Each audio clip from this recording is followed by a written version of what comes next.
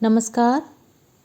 आइए आज सुनते हैं हिंदी की वरिष्ठ लेखिका कृष्णा सुबती द्वारा लिखी हुई कहानी बादलों के घेरे। तो आइए कहानी शुरू करते हैं।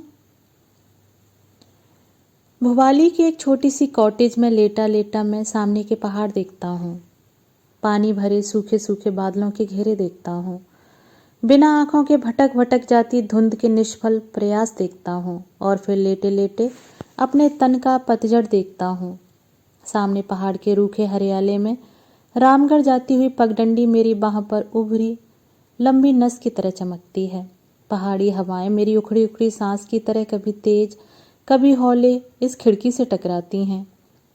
पलंग पर बिछी चद्दर और ऊपर पड़े कंबल से लिपटी मेरी देह चूनी की सी कच्ची तह की तरह घुल घुल जाती है और बरसों के ताने बाने से बुनी मेरे प्राणों की धड़कनें हर क्षण बंद हो जाने के डर से चूक जाती हैं। मैं लेटा रहता हूँ और सुबह हो जाती है। मैं लेटा रहता हूँ, शाम हो जाती है। मैं लेटा रहता हूँ, रात झुक जाती है। दरवाजे और खिड़कियों पर पड़े पर्दे मेरी ही तरह दिन रात सुबह शाम अकेले मौन भाव से लटकते रहते हैं। कोई इन्हें भूरे भरे हाथों से उठाकर कमरे की ओर बढ़ा नहीं जाता। रात सुबह शाम बारी बारी से मेरी शैया के पास घिर घिर आते हैं और मैं अपनी इन फीकी आंखों से अंधेरे और उजाले को नहीं, लोहे के पलंग पर पड़े अपने आप को देखता हूँ। अपने इस छूटते छूटते तन को देखता हूँ और देख कर रह जाता हूँ। आज इस रह जाने के सिवाय कुछ भी मेरे बस में नहीं रह गया। सब अलग जा पड़ा है। अपने कंधों से जुड़ी अपनी बाहों को देखता हूँ। मेरी बाहों में लगी वे भरी भरी बाहें कहाँ हैं? कहाँ है वह सुगंध भरे केश जो मेरे बक्ष पर बिछ बिछ जाते थे? कहाँ है वे रस भरे अधर जो मेरे रस में भीग भीग जाते थे? सब था मेरे पास, सब था, बस मैं आज सा नहीं था। जीने का संग था, सोने का संग था और उठने का संग था। मैं धुले धुले सिरहाने पर सिर डालकर सोता रहता और कोई हौले से चूमकर कहता, उठोगे नहीं, भोर हो गई। आंखें बंद किए किए ही हाथ उस मोह भरी देह को घेर लेते और रात के बीते क्षणों को सूंघ लेने के लिए अपनी ओर झुकाकर कहते, इतनी जल्दी क्यों उठती हो? हल्की सी हंसी और बाहें खुल जाती, आंखें खुल जाती और गृहस्थी पर सुबह हो जाती। फूलों की महक में नाचता लगता, धुले ताजे कपड़ों में लिपटी गृहस्थी की मालकिन अधिकार भरे संयम से सामने बैठ रात के सपने साकार कर देती। प्याले में दूध उड़ेलती उन उंगलियों को देखता, क्या मेरे बालों को सहला सहला कर सेहरा देने वाला स्पर्श इन्हीं की पकड़ में है? आंचल को थामे आगे की ओर उठा हुआ कपड़ा जैसे दोनों ओर की मिठास को संभालने को सतर्क रहता। क्षण भर को लगता, क्या गहरे में जो मेरा अपना है या उसके ऊपर का आवरण है, या जो केवल मेरा है वह इससे परे, इससे नीचे कहीं और है? एक शिथिल मगर बहती बहती चाह विभोर कर जाती। मैं होता, मुझसे लगी एक और देह होती, उसमें मिठास होती जो रात में लहरा लहरा जाती। और एक रात भवाली के इस क्षयग्रस्त अंधियारे में आती है। कंबल के नीचे पड़ा पड़ा मैं दवा की शीशियां देखता हूँ और उन पर लिखे विज्ञापन देखता हूँ। घूंट भरकर जब इन्हें पीता हूँ तो सोचता हूँ, तन के रस रीत जाने पर हाड़ मांस सब काट हो जाते हैं। मिट्टी नहीं कहता हूँ, मिट्टी हो जाने से तो मिट्टी से फिर रस उभरता है। अभी तो मुझे मिट्टी होना है। कैसे सरसते दिन थे, तन मन को सहलाते बहलाते। उस एक रात को मैं आज के इस शून्य में टटोलता हूँ। सर्दियों के एकांत मौन में एकाएक किसी का आदेश पाकर मैं कमरे की ओर बढ़ता हूँ। बल्ब के नीले प्रकाश में दो अधखुली थकी थकी पलकें जरा सी उठती हैं और बाह के घेरे तले सोए शिशु को देखकर मेरे चेहरे पर ठहर जाती हैं, जैसे कहती हूँ, तुम्हारे आलिंगन को तुम्हारा ही तन देकर सजीव कर दिया है। मैं उठता हूँ, ठंडे मस्तक को अधरों से छूकर यह सोचते सोचते उठता हूँ कि जो प्यार तन में जगता है, तन से उपजता है, वही देह पाकर दुनिया में जी भी जाता है। पर कहीं एक दूसरा प्यार भी होता है जो पहाड़ के सूखे बादलों की तरह उठ उठ आता है और बिना बरसे ही भटक भटक कर रह जाता है। बरसों बीते, एक बार गर्मी में पहाड़ गया था। बुआ के यहाँ पहली बार उन आँखों सी आँखों को देखा था।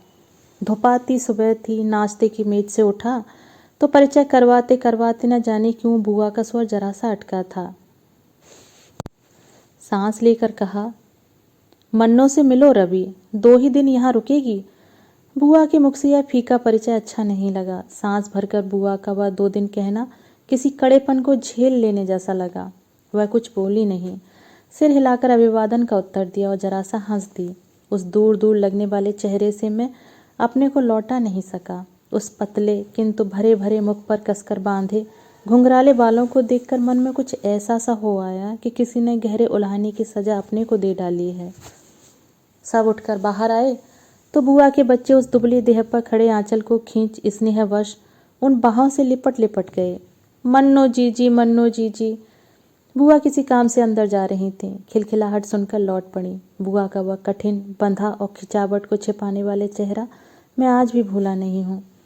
कड़े हाथों से बच्चों को छुड़ाती, ठंडी निगाह से मन्नू को देखती हुई ढीले स्वर में बोली, जाओ मन्नू, कहीं घूम आओ। तो मैं उलझा उलझा कर तो ये बच्चे तंग कर डालेंगे। माँ की घुड़की आंखों ही आंखों में समझकर बच्चे एक ओर हो गए। बुआ के खाली हाथ जैसे झेंप कर नीचे लटक गए और मन्नू की बड़ी बड़ी आंखों की घनी पलकें न उठी न गिरी, बस एकटक बुआ की ओर देखती रह गईं। बुआ इस संकोच से उबरी तो मन्नू धीमी गति से फाटक से बाहर हो गई। कुछ समझ लेने के लिए आग्रह से बुआ से पूछा, कहो तो बुआ, बात क्या है? बुआ अटकी, फिर झिझक कर बोली, बीमार है रवि। 2 बरस सैनिटोरियम में रहने के बाद अब जेठ जी ने वहीं कॉटेज ले दी है। साथ घर का पुराना नौकर रहता है। कभी अकेले जी उब जाता है तो 2-4 दिन को शहर चली जाती है। नहीं नहीं बुआ, मैं धक्का खाकर जैसे विश्वास नहीं करना चाहता। रवि, जब कभी 4-6 महीने बाद लड़की को देखती हूँ तो भूख प्यास सब सूख जाती है। मैं बुआ की इस सच्चाई को कुरेद लेने को कहता हूँ। बुआ, बच्चों को एकदम अलग करना ठीक नहीं हुआ, पल भर तो रुक जाती। बुआ ने बहुत कड़ी निगाह से देखा, जैसा कहना चाहती हो तुम यह सब नहीं समझोगे, और अंदर चली गई। बच्चे अपने खेल में जुट गए थे। मैं खड़ा खड़ा बार बार सिगरेट के धुएं से अपने तन का भय और मन की जिज्ञासा उड़ाता रहा। कितनी घुटन होगी उन प्राणों में, पर हुआ भी तो कुछ गलत नहीं था। उलझा उलझा सा मैं बाहर निकला और उतराई उतरकर झील के किनारे किनारे हो गया। सड़क के साथ साथ इस ओर छां थी। उछल उछल आती पानी की लहरें कभी धूप से रुपैली हो जाती थीं। देवी के मंदिर के आगे पहुंचा तो रुका। जंगले पर हाथ टिकाए झील में नौकाओं की दौड़ देखता रहा। बलिष्ठ हाथों में चप्पू थामे कुछ युवक तेज रफ्तार तल्ली ताल की ओर जा रहे हैं। पीछे की किश्ती में अपने तन मन से बेखबर एक प्रौढ़ बैठा ऊँघ रहा है। उसके पीछे बोट क्लब की किश्ती में विदेशी युवतियाँ, फिर और 2-4 पाल वाली नौकाएं। एकाएक किश्ती में नहीं, जैसे पानी की नीचे सतह पर वही पीला चेहरा देखता हूँ, वही बड़ी बड़ी आंखें, वही दुबली पतली बाहें, वही बुआ की घरवाली मन्नो। 2-4 बार मन ही मन नाम दोहराता हूँ, मन्नो मन्नो मन्नो। लगता है मैं ऊंचे किनारे पर खड़ा हूँ और पानी के साथ साथ मन्नो बही चली जा रही है। खिंचे घुंघराले बाल, अनझपी पलकें, पर बुआ कहती थी, बीमार है मन्नो, बीमार है।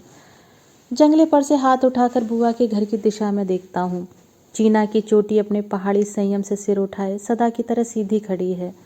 एक ढलती सी पथरीली ढलान को उसने जैसे हाथ से थाम रखा है। और मैं नीचे इस सड़क पर खड़े सोचता हूँ कि सब कुछ रोज जैसा है। केवल मन से उभर उभर आती हुई 2 आंखें नई हैं, और उन 2 आंखों के पीछे की बीमारी जिसे कोई छू नहीं सकता, कोई उबार नहीं सकता। घर पहुंचा तो बुआ बच्चों को लेकर कहीं बाहर चली गई थी। कुछ देर ड्राइंग रूम में बैठा बैठा बुआ के सुगड़ हाथों द्वारा की गई सजावट को देखता रहा। कीमती फूलदानों में लगाई गई पहाड़ी झाड़ियाँ सुंदर लगती थीं। कैबिनेट पर बड़ी कीमती फ्रेम में लगे सपरिवार चित्र के आगे खड़ा हुआ तो बुआ के साथ बड़े फूफा की ओर देखकर सोचता रहा कि बुआ के लिए इस चेहरे पर कौन सा आकर्षण है जिसे बंधी बंधी वह दिन रात वर्ष मास अपने को निभाती चली आती हैं। पर नहीं, बुआ के ही घर में होकर यह सोचना मन के शील से परे है। झिझक कर ड्राइंग रूम से निकलता हूँ और अपने कमरे की सीढ़ियाँ चढ़ जाता हूँ। सिगरेट जलाकर झील के दक्षिणी किनारे पर खुलती खिड़की के बाहर देखने लगता हूँ। हरे पहाड़ों के छोटे बड़े आकारों में टीन की लाल लाल छतें और बीच बीच में मटियाली पगडंडियाँ। बुआ खाने तक लौट आएंगी और मन्नू भी तो। देर तक बैठा बैठा किसी पुराने अखबार के पन्ने पलटता रहा। बुआ लौटी नहीं। घड़ी की टन टन के साथ नौकर ने खाने के लिए अनुरोध किया। खाना लगेगा साहिब। बुआ कब तक लौटेंगी? खाने को तो मना कर गई हैं। कथन के रहस्य को मैं इन अर्थहीन सी आंखों में पड़ जाने के प्रयत्न में रहता हूँ। और जो मेहमान हैं? नौकर तत्परता से झुककर बोला, आपके साथ नहीं साहेब, वह अलग से ऊपर खाएंगी। मैं एक लंबी सांस भरकर जले सिगरेट के टुकड़े को पैर के नीचे कुचल देता हूँ। शायद साथ खाने के डर से छुटकारा पाने पर, या शायद साथ न खा सकने की व्यवस्था पर। उस खाने की मेज पर अकेले खाना खाते खाते क्या सोचता रहा था आज तो याद नहीं, बस इतना सा याद है, कांटे छुरी से उलझता बार बार मैं बाहर की ओर देखता था। मीठा कौर मुंह में लेते ही घोड़े की टाप सुनाई दी। ठिठक कर सुना, सलाम साहिब। धीमी मगर सधी आवाज, 2 घंटे तक पहुंच सकोगे ना? जी हुजूर। सीढ़ियों पर आहट हुई और शायद अपने कमरे तक पहुंचकर खत्म हो गई। खाने के बर्तन उठ गए, मैं उठा नहीं। दोबारा कॉफ़ी पी लेने के बाद भी वहीं बैठा रहा। एकाएक मन में आया कि किसी के छोटे से परिचय से मन में इतनी दुविधा उपजा लेना कम छोटी दुर्बलता नहीं है। आखिर किसी से मिल ही लिया हूँ तो उसके लिए ऐसा क्यों हुआ जा रहा हूँ। घंटे भर बाद में किसी के पैरों चली सीढ़ियों पर ऊपर चढ़ा जा रहा था। खुले द्वार पर पर्दा पड़ा था, हौले से थापती, चले आइए। पर्दा उठाकर देहरी पर पांव रखा, हाथ में कश्मीरी शॉल लिए मन्नू सूटकेस के पास खड़ी थी। देखकर चौंकी नहीं, सहज स्वर में कहा, आइए। वह सोफे पर फैले कपड़े उठाकर कहा, बैठिए। बैठता बैठता सोचा, बुआ के घर भर में सबसे अधिक सजा और साफ कमरा यही है। नया नया फर्नीचर, कीमती पर्दे, और इन सब में हल्के पीले कपड़ों में लिपटी मन्नू। अच्छा लगा। बात करने को कुछ भी न पाकर बोला, आप लंच तो? जी मैं कर चुकी हूँ। और भरपूर मेरी ओर देखती रही। मैं जैसे कुछ कहलवा लेने को कहता हूँ। बुआ तो कहीं बाहर गई हैं।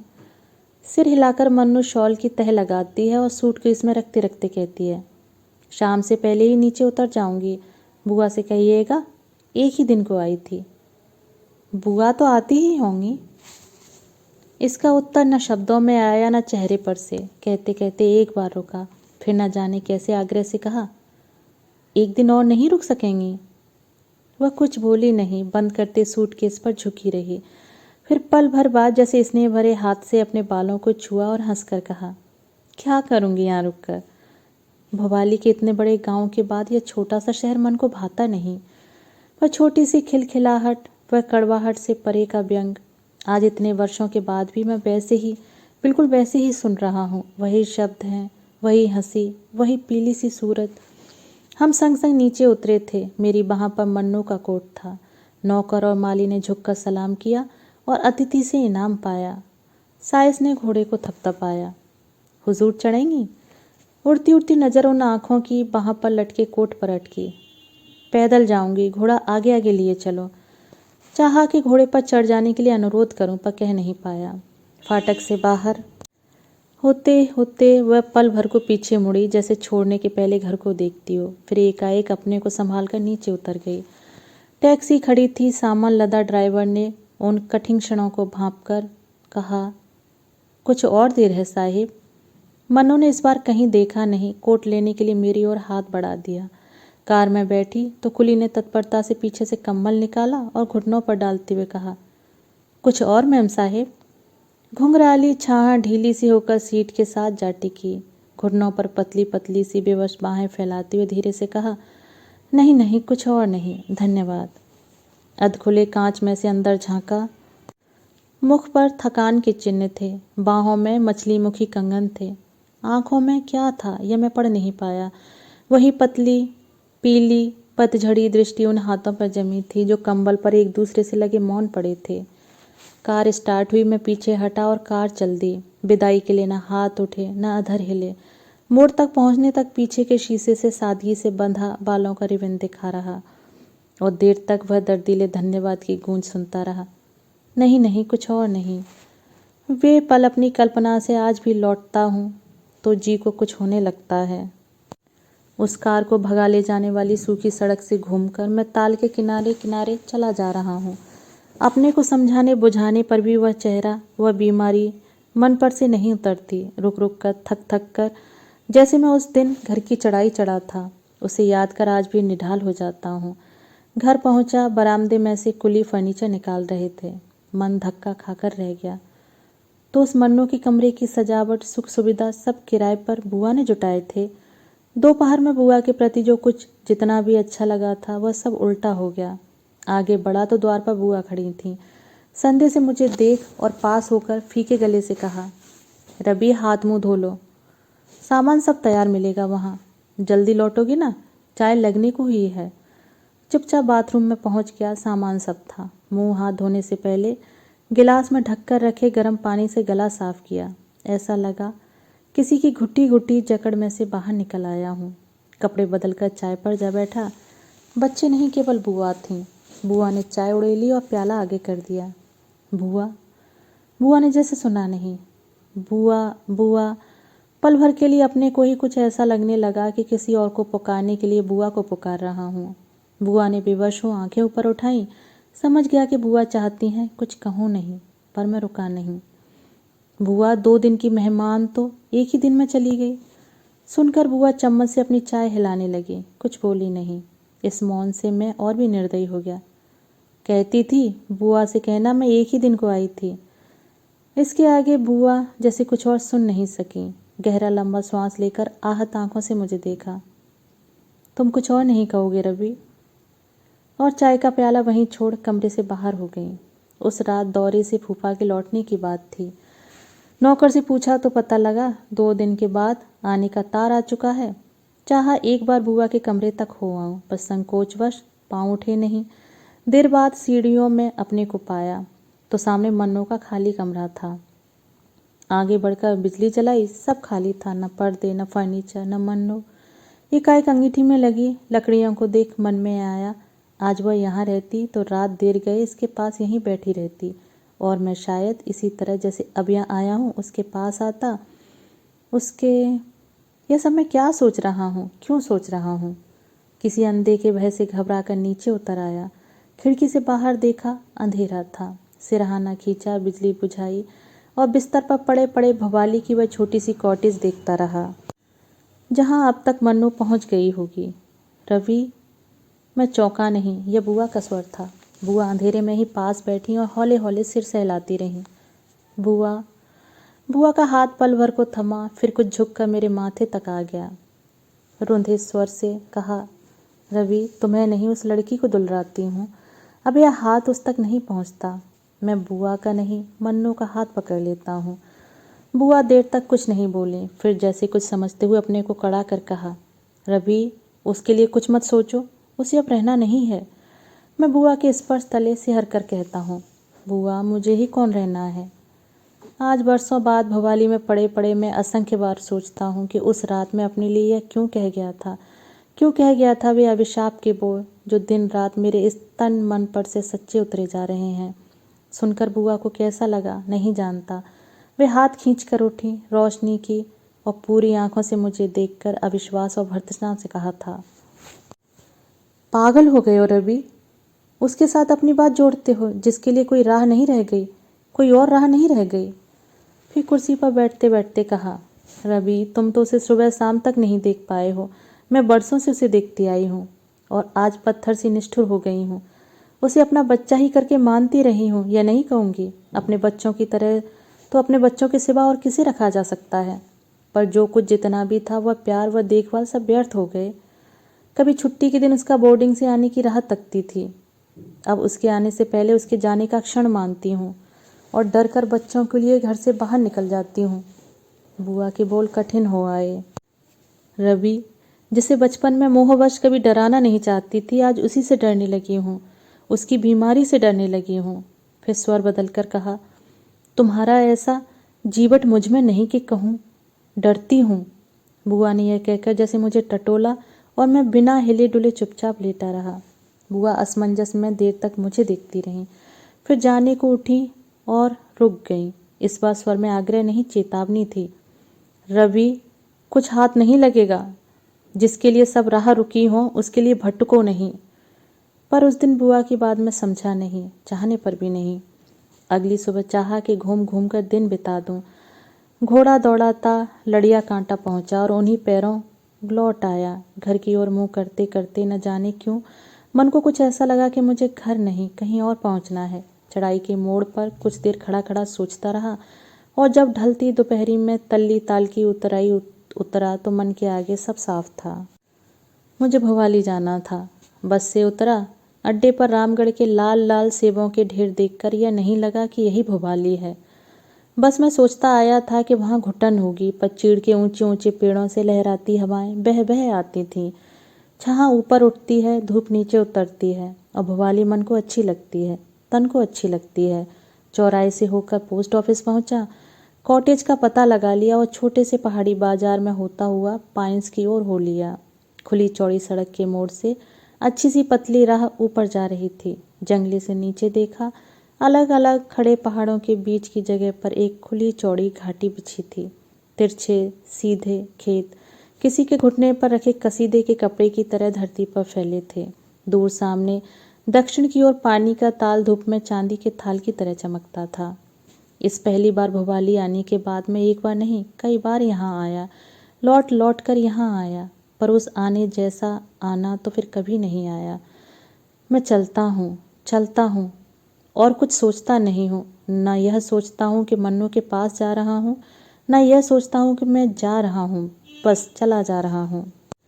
पेड़ के तने पर लिखा है पाइन्स। लकड़ी का फाटक खोलता हूँ और गमलों की कतारों के साथ साथ बरामदे तक पहुँच जाता हूँ।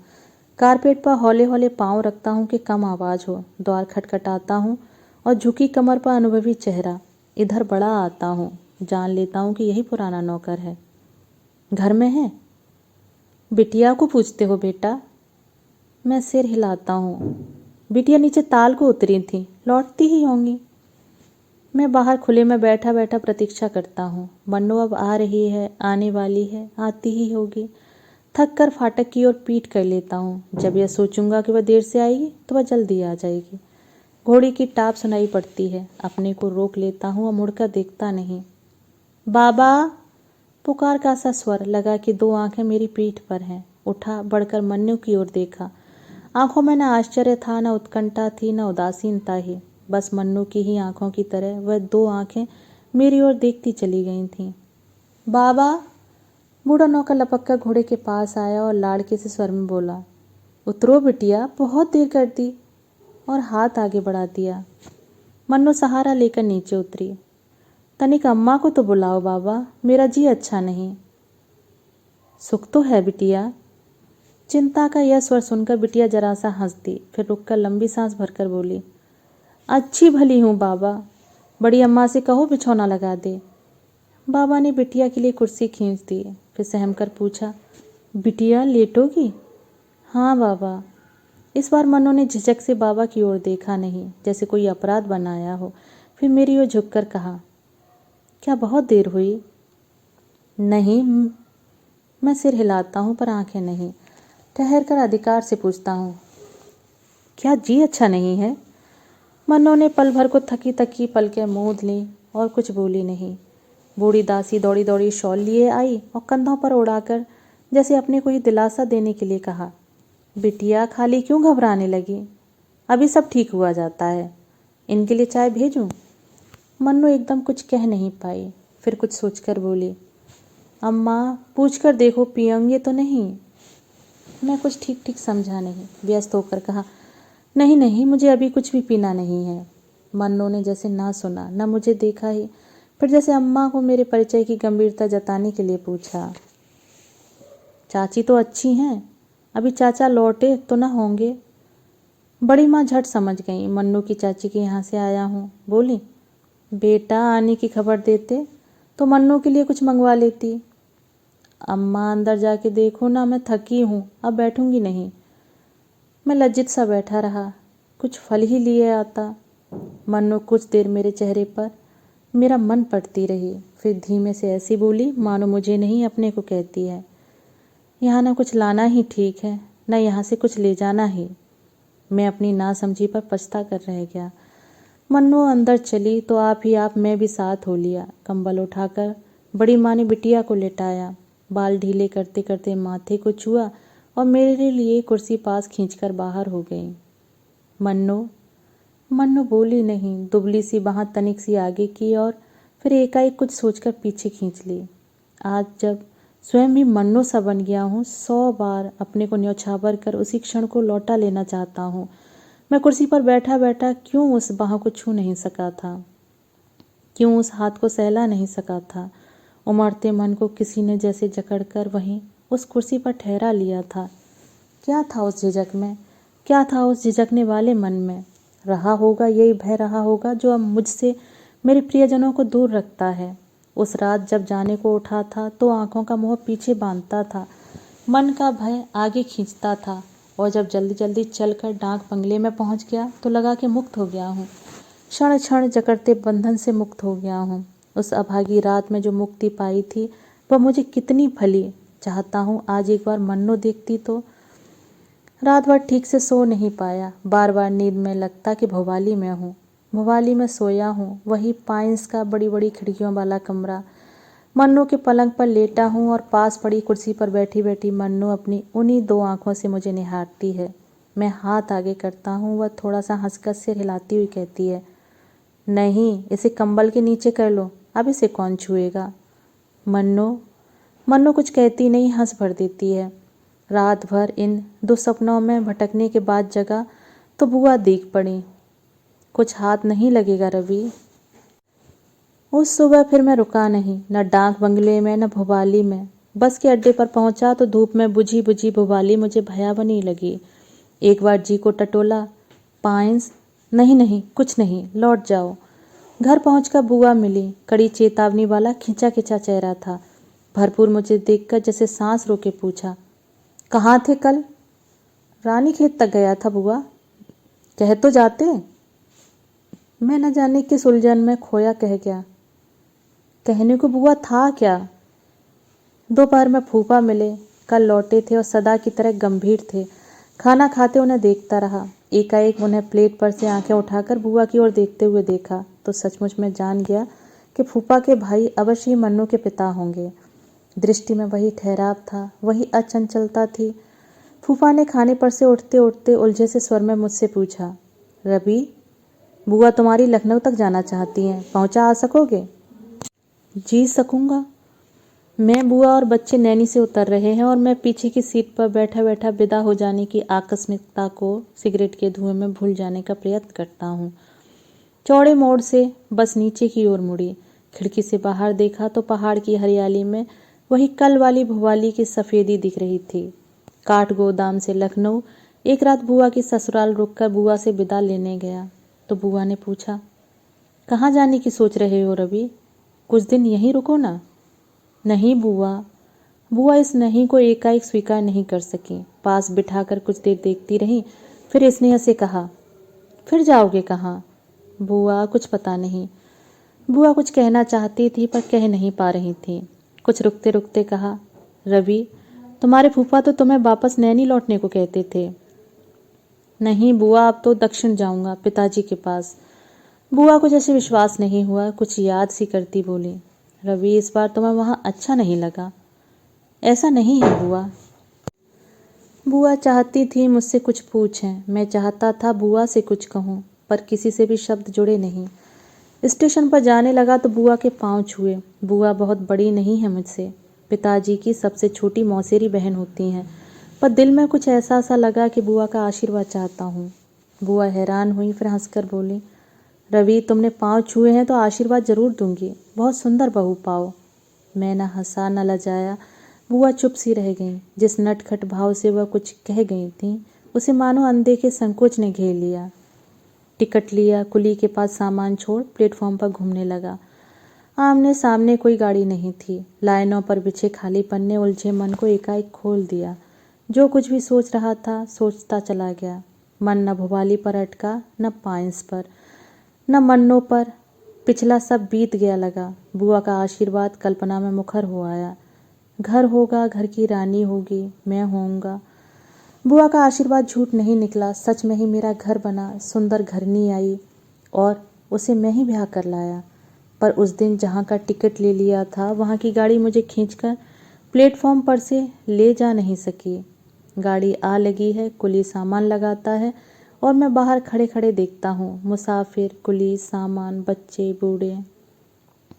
साहिब, गाड़ी छूटने में 10 मिनट हैं। मैं अपनी घड़ी देखता हूँ और सिर हिला देता हूँ कि मैं जानता हूँ कुली एक बार फिर अंदर जाकर असबाब ऊपर नीचे करता है और साफा ठीक करते हुए बाहर निकल कर कहता है, हरी बत्ती हो गई है साहेब। बत्ती की ओर देखता हूँ और देखता चला जाता हूँ। वही कद है, वही दुबली पतली देह, वही धुला धुला सा चेहरा, वही आविश से कहता हूँ, कुली सामान उतार लो। साहेब जल्दी करो जल्दी। कुली फिर मेरे सामान के पास है, टिकट वापस कर नया ले लिया। स्टेशन से फल के टोकरे बंधवाए, चाय पी और बरेली के लिए गाड़ी में जा बैठा। जहाँ मुझे जाना है वहीं जाकर रहूँगा। जब मैं ही नहीं रुकता हूँ तो मुझे कौन रोकेगा, क्यों रोकेगा। घर में आगे लॉन में बैठा सर्दियों की ढलती धूप में अलसा रहा हूँ। अंदर से माँ निकली और पास बैठते हुए कहा, बेटा इस बार छुट्टी में आ ही गए हो तो ठहर जाओ, बार बार इनकार करना अच्छा नहीं लगता। माँ की बात सुनकर मैं सयानी बेटी की तरह हंसता हूँ और मन ही मन सोचता हूँ कि माँ कितना ठीक कहती है। अपनी नौकरी पर रहता हूँ और अकेले आदमी के खर्च से कहीं अधिक कमाता हूँ, फिर क्यों इनकार करूँगा। माँ की आशा के विपरीत बड़ी आवाज़ में कहता हूँ, माँ जो तुम्हें रुचे वही मुझे भाएगा। बेटा लड़की देखना चाहोगे। हाँ माँ। लगा माँ मन ही मन हंसी। खाने के बाद रात को घूम कर आया तो कमरे में शांति थी, मन में शांति थी। किसी को देखने के लिए कॉलेज के दिनों वाली उतावली जिज्ञासा मन में नहीं रह गई थी। लगा कि अकेले रहते रहते किसी के संग की आशा नहीं कर रहा, उसे तो अपना अधिकार करके मान रहा हूँ। हाथ में किताब लेकर रात को लेटा तो पढ़ते पढ़ते ऊब गया। आंखों के अंधेरे में देखा किसी पहाड़ पर चढ़ा जा रहा हूँ। दूर चीड़ के पेड़ों के झुंड दिखते हैं। आसमान सब सुनसान है, अपनी पदचाप के सिवाय कोई आवाज़ नहीं। एकाएक किसी का स्वर गूंजता है, इधर उधर। वो अंधेरे में हुलता एक हाथ आगे बड़ा बड़ा आता है मेरे गले की ओर, निकट और निकट। दुबली कलाई, पतली उंगलियां। मैं डरता हूँ, पीछे हटता हूँ, घबरा कर आंखें खोल देता हूँ। उठा, खिड़की का पर्दा उठाकर बाहर झांका। लॉन के दाहिने हरी घास पर पिताजी के कमरे की लाइट फैली थी। संभला, लंबी सांस लेकर बालों को छुआ तो माथा ठंडा लगा। भयावना, सूनापन और अंधेरे में वह हाथ। मन से जिसे भूल चुका हूँ उसे आज ही याद क्यों आना था, क्यों याद आना था, क्यों दिख जाना था उस हाथ को जो बरसों गए पाइन्स की उतराई से उतरते उतरते मैंने अंतिम बार देखा था। छुआ था नहीं कहूँगा, क्योंकि असंख्य बार सोच सोच कर छू भर लेने के लिए वहाँ आगे करना छू लेना नहीं होता। महीना भर नैनी में रहते हुए बार बार भोपाली से लौटने के बाद जब अंतिम बार मैं मन्नू के पास से लौटा था तो लौट लौट कर उस लौटने को न लौटना करना चाहता था। 3 बार नीचे उतरा था और 3 बार मुड़कर ऊपर गया था। मन्नू शाल में लिपटी आराम कुर्सी पर अधलेटी थी। पास खड़े होकर उसकी चुप्पी को जैसे उस पर से उतार देने को उदास स्वर में कहा, कल तो नैनी से नीचे उतर जाऊंगा। मन्नू ने नीचे फैले शॉल को सहज सहज सहेजा। 1 महीने पहले वाली दृष्टि मुख पर लौट आई। वही पराया सा देखना, वही दूर दूर सा लगता चेहरा। मन्नू, चाहता हूँ मन्नू से कुछ तो कहूँ, पर क्या कहूँ, यह कि जल्दी लौटूंगा। क्षण क्षण अपने से कहता हूँ, आऊँगा फिर आऊँगा, पर जिस निगाह से मन्नू मुझे देखती है वह जैसे बिना बोल के यह कहे जा रही है कि अब तुम यहाँ नहीं आओगे। मन्नू, रवि और बस कठिन सी होकर थोड़ा सा हंसी और हाथ जोड़ दिए, नमस्कार। इन जुड़े जुड़े हाथों को देखता रहा। जरा सा आगे बढ़ा के विदा लूं, पर न जाने क्यों खड़ा का खड़ा रह गया। समझाने के स्वर में मन्नू बोली, देर होती है रवि। जी भर कर देखने वाली अपनी आंखों को झुकाकर मैं जल्दी जल्दी नीचे उतर गया। मैं फिर लौटूंगा, फिर, पर क्या सदा के लिए चला जा रहा हूँ। मुड़कर पीछे देखा और खिंचकर ठिठक गया। मन्नू वहीं उसी मुद्रा में बैठी थी, मानो वह जानती थी कि लौटूंगा। साथ पड़ी कुर्सी को संकेत कर कहा, बैठो रवि। स्वर में न व्यथा थी, न संग छूटने की उदासी थी, न मेरे आने का आश्चर्य था। आंखों ही आंखों में कुछ ऐसा देखा जैसे पूछती हो, कुछ कहना है क्या।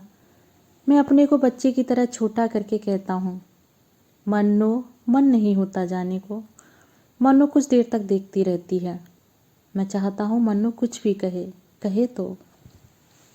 एक छोटी सी सांस जैसे छोटी से छोटी घड़ी के लिए उसके गले में अटकी।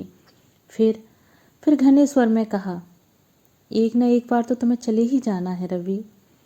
मैं हाथों से घेर कर उस देह को नहीं तो उस स्वर को छू लेना चाहता हूँ, चूम लेना चाहता हूँ।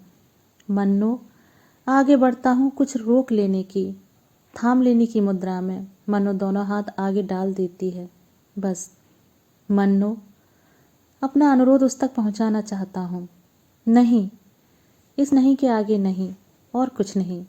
मन्नो दुबला सा हाथ हिलाकर आंखों से मुझे विदा देती है और मैं विवश सा व्यर्थ सा नीचे उतरता हूँ। आंखों पर धुंध सी उमड़ आती है। संभलता हूँ और एक बार फिर पीछे देखता हूँ। बिल्कुल ऐसे लगता है कि किनारे पर खड़ा हूँ और किश्ती में बैठी मन्नो बही चली जा रही है। वह मुझे नहीं देखती। उसकी आंखों के आगे उसके अपने हाथों की रोक है, अपने हाथों की ओट है। हाथों पर टिका मन्नो का सिर नीचे झुका है। आंखें शायद बंद हैं, शायद गीली हैं। उस कड़े आहत अभिमान की बात सोचकर छटपटाता हूँ। कदम उठाकर फाटक के पास पहुंचा तो सिसकियां सुनकर रुक गया। मन ही मन दोहरा कर कहा, मन्नो मन्नो। इसी पुकार को पलटकर जैसे उत्तर आया, ठहरो नहीं, रुको नहीं। सची में ठहरा नहीं, उतरता चला गया। हर पग के साथ दूर होता चला गया। उस कॉटेज से, कॉटेज में रहने वाली मन्नो से, मन्नो की उन दो आंखों से, पर मन्नो की स्मृति से नहीं। मन्नो की याद मुझे आज भी आती है। आज भी वह याद आती है, वह दोपहरी जब मन्नो और मैं उस बड़ी झील के किनारे से लगी पगडंडी पर घूमते रहे थे। मीठा मीठा सा दिन था। पहली बार उस पीले चेहरे की मिठास के सम्मुख में पानी सा बह गया था। एकटक उन घुंघराले बालों को देखता रह गया था। मैं देखता गया था शॉल में लिपटे उन कंधों को जो पैरों की धीमी चाल से थककर भी झुकते नहीं थे। परिक्रमा का अंतिम मोड़ आया तो बहुत बड़े घने वृक्ष के नीचे देवी के दो छोटे छोटे मंदिर दिखे। 3 के कपाट बंद थे। कुछ अधिक न सोचकर आगे बढ़ने को हुआ कि मन्नो को देखकर रुक गया। खड़ी खड़ी कुछ देर सोचती रही, फिर जूते उतार नंगे पांव किनारे के पत्थरों से नीचे उतर गई। बड़े से पत्थर पर पांव जमाया और झुककर डंठल से कमल तोड़ वापस लौट आई। मैं तो कुछ सोच ही नहीं रहा था, बस देखता चला जा रहा था। शॉल सिर पर कर लिया था और उन बंद कपाटों के आगे वाली दहलीज पर फूल रखकर सिर नवा दिया। मंदिर के बंद कपाटों के आगे माथा टेक मन्नो उठी तो मानो मन्नो सी नहीं लग रही थी। ऐसे दिखा कि यह झुकी छाया मन्नो नहीं, मन्नो की व्यर्थ हो गई विवशता थी, जिसने भाग्य के इन बंद कपाटों के आगे माथा टेक दिया था। इस निर्मम अकेलेपन के लिए मन में ढेर सा दर्द उठाया। बहते से स्वर में कहा, दर्शन करने का मन हो मन्नो तो किसी से पुजारी का स्थान पूछूं। मन्नो ने कुछ कहने से पहले स्वर को संभाला, फिर सिर हिलाकर कहा, नहीं रवि, ऐसा कुछ नहीं। मुझे कौन वरदान मांगने हैं। अपने लिए तो कपाट बंद हो गए हैं, बस इतना ही चाहती हूँ। यह कपाट उनके लिए खुले रहें जिनसे बिछड़कर मैं अलग आ पड़ी हूँ।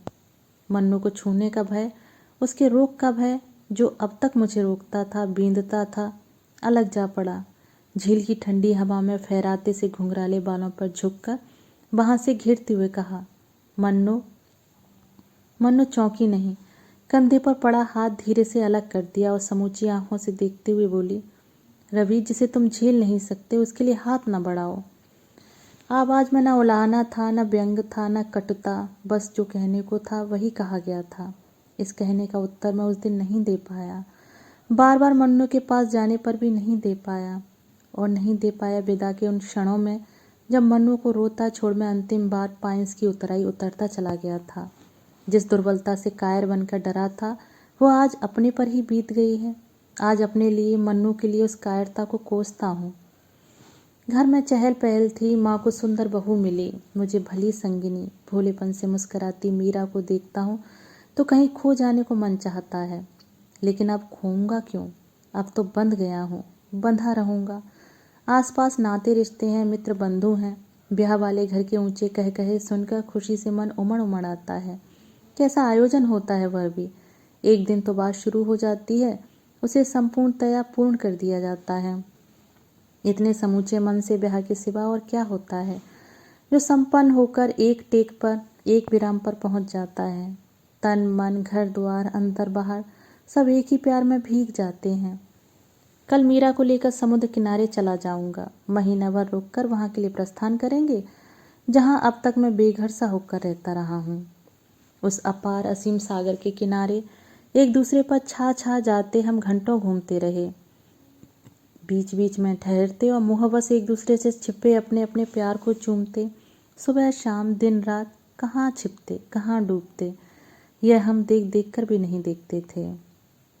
इसके बाद प्रहरों की तरह बीत गए वे 10 वर्ष, संग संग लगे बिछोह से दूर मग्न दिन रात। मीरा और बच्चों से दूर इस कॉटेज में पड़ा पड़ा आज भी पीछे लौटता हूँ तो बहुत निकट से किसी सांस का स्वर सुनता हूँ। हम कितने सुखी हैं, कितने, चाहता हूँ किसी की आंखों में देखकर इसका उत्तर दूँ, किसी को छूकर कुछ कहूँ, पर सुनने वाला कोई पास नहीं। बच्चों के लिए मीरा ने मेरा मोह छोटा कर लिया। गए महीने रानी खेत जाते मीरा बच्चों के संग घंटे भर को यहाँ रुकी थी। बरामदे में लेटे लेटे उन तीनों को ऊपर आते देखता रहा। फाटक पर पहुंचकर मीरा पल भर को ठिठकी थी, फिर दोनों हाथों से बच्चों को घेरे अंदर ले आई। मुन्ना रानी, प्रणाम करो बेटा। बच्चों के झिझक से बंधे हाथ मेरी ओर उठे। देखकर कंठ भर आया। मेरा भाग्य मुझसे दूर, मुझसे अलग जा पड़ा है। मेरे ही बच्चे आश्चर्य की दृष्टि से मुझे देख माँ की आज्ञा का पालन कर रहे हैं। मीरा जब तक रही आंखें पहुँचती रही। कुछ कहने को, कुछ पूछने को उसका स्वर बंधा नहीं। अपने सुंदर सुकुमार बच्चों को अपने ही डर के कारण पूरी तरह निरख नहीं पाया। केवल मीरा की ओर देखता रहा कि जो आज मुझे मिलने आई है उसमें मेरी पत्नी कहाँ है, कहाँ है वह जो सचमुच मेरी थी। भरी आंखों से मीरा की कलाई की घड़ी देखने की निठुराई से आहत हो मैं फटी फटी रूखी दृष्टि से फाटक की ओर देखने लगा कि मेरा ही परिवार कुछ क्षणों में मुझे यहाँ अकेला छोड़ मुझसे दूर चला जाएगा। एक बार मन हुआ कि बच्चों को पकड़ने वाली उन 2 बाहों को अपनी ओर खींचकर कहूँ, मैं तुम्हें नहीं जाने दूंगा, नहीं जाने दूंगा। पर बच्चों की छोटी छोटी आंखों का अपरिचय उस आवेश को दूर तक काटता चला गया। चौंक कर देखा, मीरा पास आकर झुकी और अधरों से मस्तक छूकर हौले से पीछे हट गई। उठ बैठा कि एक बार प्यार दूं, एक बार प्यार लूं, के हाथों में मुंह छिपा रोते रोते मीरा इन बाहों से आ लगी। मीरा की आंखों से भीगी अपनी रोती आंखों को पहुंचकर आसपास देखा तो टूटा बांध सब कुछ बहा ले गया था। न पास मीरा थी, न बच्चे। तकियों के सहारे सिर ऊंचा करके देखा, उतराई के तीसरे मोड़ पर तीनों चले जा रहे थे। मीरा मेरी ओर से पीठ मोड़े आगे की ओर झुकी थी। बच्चे एक दूसरे की उंगली पकड़े कभी माँ को देखते होंगे, कभी राह को। सांस रोके प्रतीक्षा करता रहा, पर किसी ने पीछे नहीं देखा, न मीरा ने, न मेरे बेटे ने। कंवल छोटी रानी के बालों में गुथा गुलाबी रिबन देर तक हिल हिल कर मेरी आंखों से कहता रहा, पापा हम चले गए, पापा हम चले गए। सच, सब चले गए हैं। इसलिए नहीं कि उन्हें जाना था, इसलिए कि मैं चला जा रहा हूँ। ऐसे ही एक दिन मन्नू के जाने को भांपकर मैं उतराई से उतरता चला गया था। मेरी ही तरह अकेले में मन्नू रोई थी। अब जान पाया हूँ कि हाथों में मुंह छिपाकर वह रोना कितना अकेला रोना था। पर उस बार जाकर बरसों मैंने मन्नू की सुधि नहीं ली। जब कभी नींद में देखता वह दुबली देह, बड़ी बड़ी आंखें और कंबल पर फैली पतली पतली बाहें, तो जाग कर उद्वेग से मीरा की ओर बढ़ जाता। एक बार दौरे पर लखनऊ आया तो बुआ मिली। देर तक इधर उधर की बातें करने के बाद एकाएक स्वर बदल कर बोली, रवि, मन्नू तो अब नहीं रही। नहीं बुआ, मैं पिता हो जाने के गांभीर्य को संभालते कहता हूँ। नहीं बुआ, नहीं।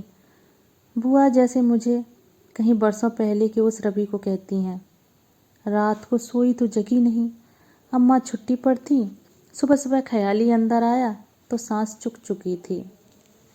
मैं रुंधे गले से जैसे कुछ पूछने को कहता हूँ, बुआ। बुआ आँख पहुँचती कुछ सोचती रही, फिर दर्द से बोले, रवि एक बार उसे पत्र तो लिखते। मैं रूमाल से रुलाई सोखने लगा। तुम्हारे नाम का एक पार्सल छोड़ गई थी अलमारी में, खोला तो जर्सी थी। दूसरे दिन बुआ के पास फिर आया और जल्दी जल्दी पाँव छूकर कहा, अच्छा बुआ। रवि, बुआ की वही कलवती आवाज़ थी।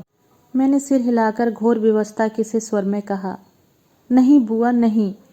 बुआ समझ गई मैं कुछ भी जानना नहीं चाहता हूँ, पर जैसे मन ही मन मन्नू के लिए टूट कर बोली, यही बार बार सोचती हूँ कि जिसके प्यार को भी कोई ना छू सके, ऐसा दुर्भाग्य उसे क्यों मिला, क्यों मिला।